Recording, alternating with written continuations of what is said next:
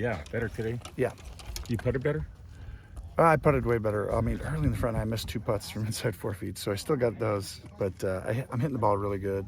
Shot 72. I put it good on the back nine, and that's really what I just have to improve on. Because right now the ball striking should leave me around 2-3 under right now in the tournament. But I think just keep doing what I'm doing. I mean, I worked on it hard last night and this morning, and it played out that way. But just a couple early ones, and then I think I kind of got it going now. So it's like I kind of figured out how to set myself into it, and that allows me just to be freed up, make it athletic.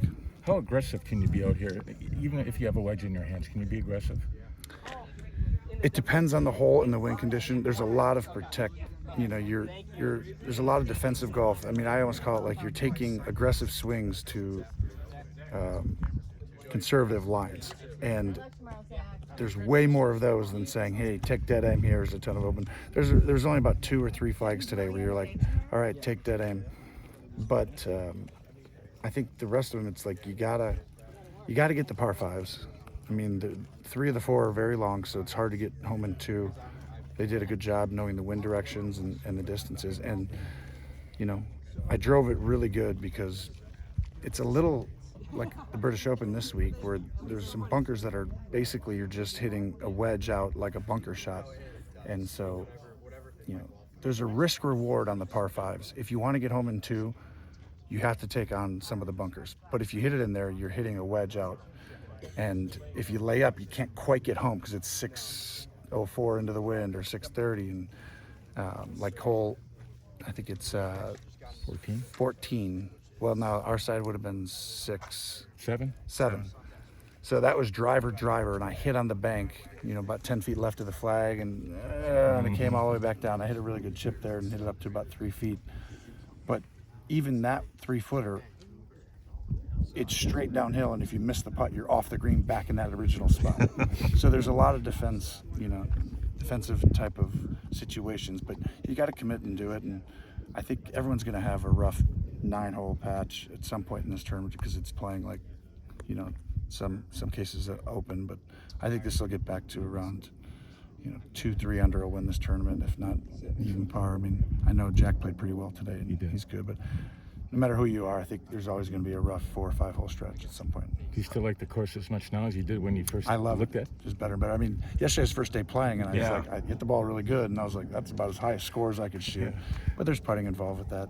And then the next one on today was much easier because it felt like I kind of knew, so I could step up and just hit it where I was a little protecty, but I was hitting it good enough to where I'm like, all right, I can kind of be there. So I let it go a little bit. I think tomorrow will be even more where I'm able to kind of attack a little bit in situations. And I think that'll help me get, a little bit lower. Course knowledge or course management? You're always doing both. Okay. I think the fact that you have course knowledge allows for course management. But I mean, like even on number 9 right here, I'm coming in, I just bogeyed my 17th hole 8. Well, I hit a perfect second shot in there, but I didn't realize the whole left side of the green because from back in the fairway, the pin was on the right. It goes up and goes left. I thought the whole thing funneled. So I hit it up the left side on purpose, and it goes up, and he's like, stay, my caddy. And I was like, well, it should come right back toward the hole. And then I was like, he's like, oh. And I was like, really? Am I like at the front of the green, or did you get on the fringe? He's like, I think you're in the rough. I'm like, rough? We're 12 feet from the hole for a second, but that's just part of, going through it and not having had any practice rounds. So a lot of those shots I can make up pretty quickly with the way I'm hitting it. So Is he keep hitting 15 greens a day, then I'm going to be fine. You do that 2 days in a row, 15? Yeah, 15. And like right there, though, I was going to say our last hole, number 9. Yeah. That is a diabolical little hole. Oh, yeah. And yesterday I hit a really good shot, but hit into the bank, spun all the way back into the bunker, and then it's straight downhill. Hit a good bunker shot to 10 feet, which was pretty good then, and I missed the putt. I wasn't putting as well yesterday, but today I said, forget about where the flag is. I'm hitting it into this little section as if it was a par 5 with a hybrid or a 3-wood. And you're literally going to keep watching people there. Like Ricky hit a really good shot, just trickled past the flag, ends up in a little tiny bunker, and he makes a 4. And it was a good 4. He had to make a 20-footer for it. It's a diabolical little hole there. So it's like you just have to hit to these spots sometimes. Jack birdied that, and then the 2 guys chasing him doubled it. So all of a sudden it's a 4-shot swing or a 3-shot swing. That hole is going to have big say in the finish. I mean, in the front 9 in the last 2 rounds. It may have been a hole, the highest score relation of par in the USM and maybe even the Open. Really? Yeah, I mean, they am for sure. That's where I keep saying, I'm like, this is not a hole. Like, I was sitting there and I'm like, those two hit, and I'm like, they both hit perfect shots. One of them is in trouble.